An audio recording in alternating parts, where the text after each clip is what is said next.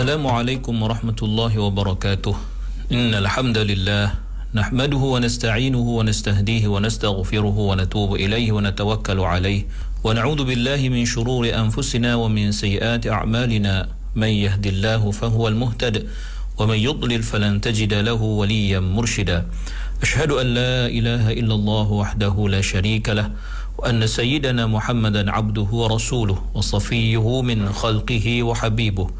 بلغ الرسالة وأدى الأمانة ونصح الأمة وكشف الغمة وجاهد في الله حق جهاده حتى أتاه اليقين. اللهم صل على سيدنا محمد وعلى آله وصحبه وبارك وسلم. أما بعد. Muslimin muslimat, sahabat pendengar IKIM yang dirahmati Allah, marilah sama-sama kita mulakan pagi kita dengan merafakkan kesyukuran kehadrat Allah di atas segala nikmat yang Allah Ta'ala kurniakan kepada kita, terutamanya nikmat iman dan Islam. Dan marilah sama-sama kita bersyukur dengan mentaati segala perintah Allah, melaksanakan segala suruhannya dan menjauhi segala larangannya. Mudah-mudahan Allah Subhanahu wa Ta'ala sentiasa memberikan taufik dan hidayah kepada kita, menjadikan kita hamba-hamba yang sentiasa berusaha untuk memahami ayat-ayat Allah Subhanahu wa Ta'ala. Muslimin muslimat yang dirahmati Allah, kita masih lagi belum selesai meneliti pentafsiran ayat yang ke-81 daripada surah Al-Maidah. Allah berfirman, A'udzu billahi minasy syaithanir rajim.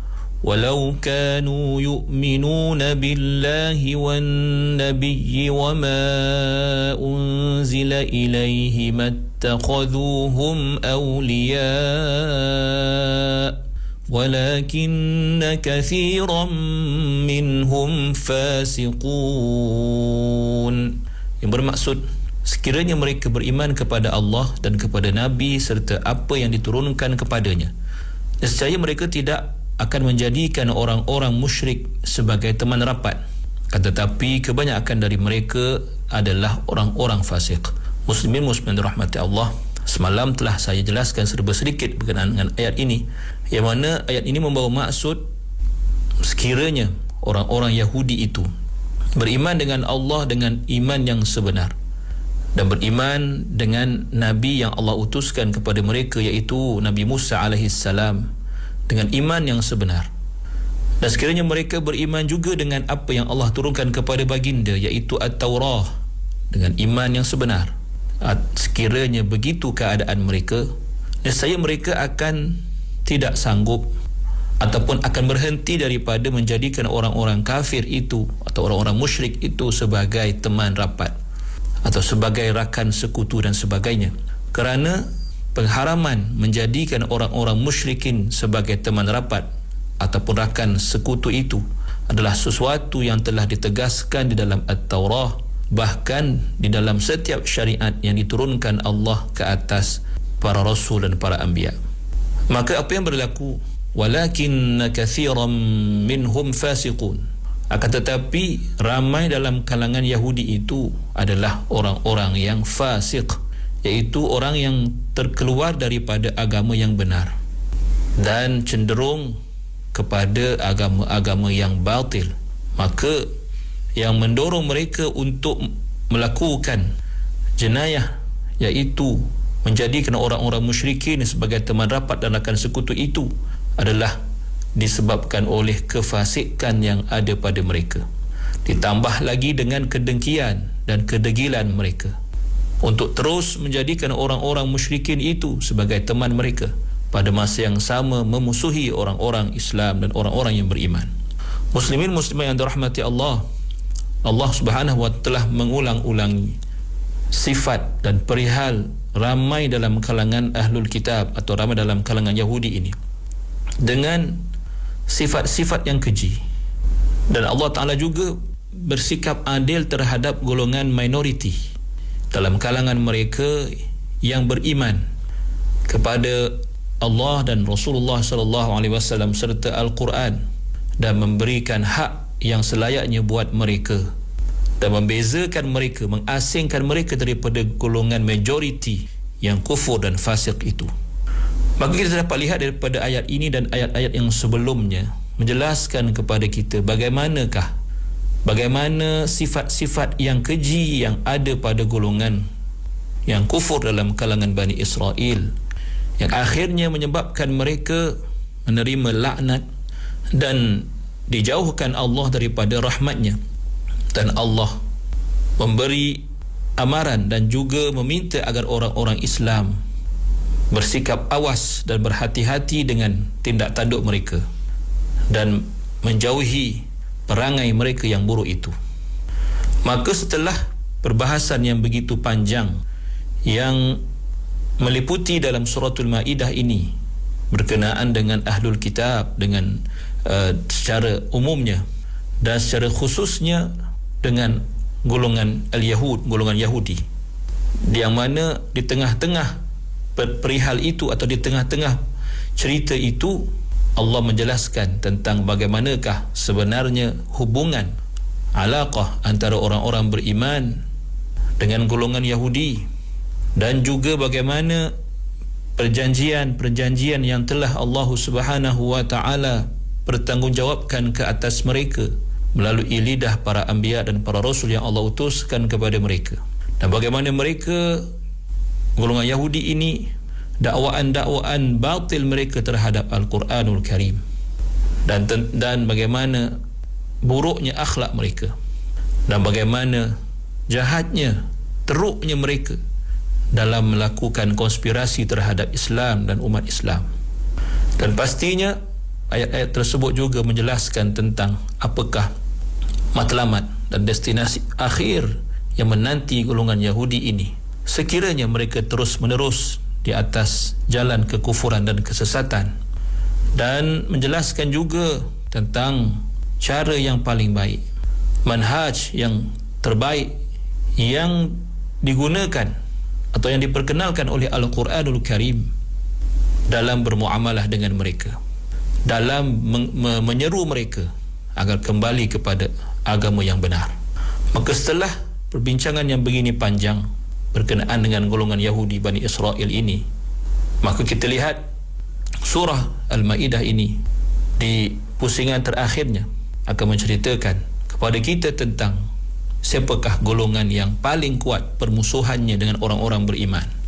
Pada masa yang sama tentang siapakah yang paling ingin ataupun yang paling mempunyai perasaan kasih kepada orang-orang beriman. Mari kita lihat dalam ayat yang seterusnya, itu ayat yang ke-82 daripada surah Al-Maidah.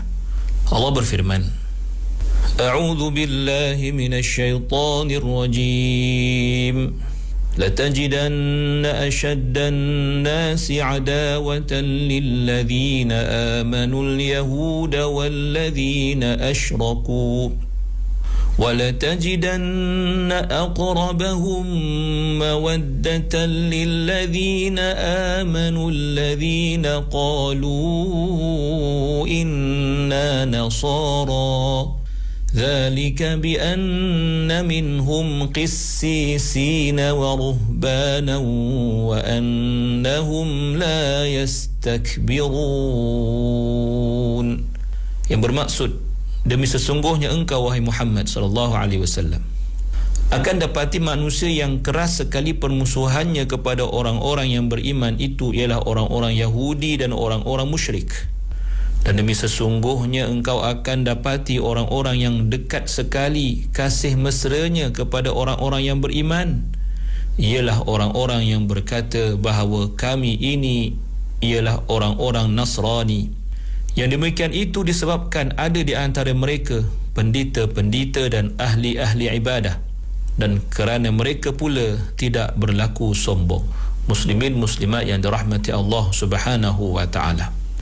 Imam Ibn Jarir Al-Tabari riwayatkan daripada Sa'id bin Jubair, beliau berkata, satu hari An-Najashi telah mengutuskan rombongan bertemu dengan Rasulullah sallallahu alaihi wasallam. Lalu mereka semuanya telah memeluk Islam. Lalu Nabi sallallahu alaihi wasallam bersabda, Allah turunkan ayat mengenai mereka, iaitu ayat yang sedang kita bicarakan ini. Lalu mereka kembali bertemu An-Najashi di negara mereka, di Habasyah. Lalu mereka memberitahunya tentang apa yang berlaku. Lalu An-Najashi juga memeluk Islam, dan An-Najashi adalah seorang Muslim sehinggalah kematiannya. Lalu Rasulullah sallallahu alaihi wasallam bersabda, inna akhakum an-Najashi qad mat fasallu alaihi.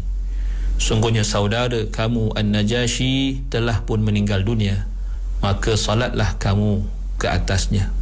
Rasulullah sallallahu alaihi wasallam ketika itu berada di Madinah dan bersolat jenazah ghaib terhadap An-Najashi yang ketika itu berada di Habasyah. Kemudian Ibn Jarir At-Tabari juga membawakan beberapa riwayat yang lain berkenaan dengan sababun nuzul atau faktor penurunan ayat ini. Lalu beliau berkata, yang aku anggap benar, kata Ibn Jarir At-Tabari, ialah Allah Subhanahu wa taala telah menyatakan sifat kaum yang berkata inna nasara, dan Nabi sallallahu alaihi wasallam telah mendapati mereka adalah atau sebagai suatu kaum yang paling berkasih mesra terhadap orang-orang yang beriman dengan Allah dan Rasulnya, dan Allah tidak menamakan kepada kita nama-nama mereka. Maka adanya kebarangkalian bahawa yang maksudkan dengan kaum itu seperti mana yang aku inginkan ialah ashabun Najashi, iaitu teman-teman An-Najashi yang telah mula Islam itu. Dan mungkin juga yang dimaksudkan itu ialah kaum yang dahulunya memeluk agama atau syariat Nabi Isa AS, lalu mereka bertemu dengan Islam dan mereka memeluk Islam. Apabila mereka mendengar dan taat serta memperakukan kebenaran Al-Quran, dan mereka tidak bersikap takabur dan sombong dalam hal itu. Muslimin muslimat yang dirahmati Allah Subhanahu wa taala. Maka ayat ini adalah ayat yang menjadi rentetan kepada apa yang telah dikatakan, apa yang telah ditentukan sebelumnya, iaitu berkenaan dengan ayat-ayat yang telah merakamkan kejahatan dan kebejatan akhlak dan sifat yang ada pada golongan atau majoriti golongan Yahudi itu. Dan dalam ayat ini Allah Ta'ala telah memberikan penegasan dengan adanya dengan perkataan pada perkataan la tajidanna, adanya lam di hadapannya dan juga adanya nun musyaddadah di hujungnya. Maka ditujukan la tajidanna ini kepada Nabi Muhammad sallallahu alaihi wasallam, dan boleh sahaja untuk sesiapa yang sesuai untuk ditujukan ayat ini bagi menunjukkan bahawa keadaan golongan tersebut atau kenyataan tentang ayat ini tidak terselindung kepada sesiapa pun. Maka ini bermaksud, aku bersumpah kepada kamu wahai Muhammad, sesungguhnya tatkala kamu telah bercampur dengan manusia dan berdakwah kepada manusia, mengajak mereka kepada agama yang benar, kamu akan dapati golongan yang paling keras permusuhannya, paling dahsyat permusuhannya dengan kamu dan pengikut kamu. Terdapat dua golongan. Siapakah golongan itu? InsyaAllah akan kita jelaskan dalam pertemuan yang akan datang. Aqulu qawli hadha wa astaghfirullahal azim li wa lakum. Wassalamualaikum warahmatullahi wabarakatuh.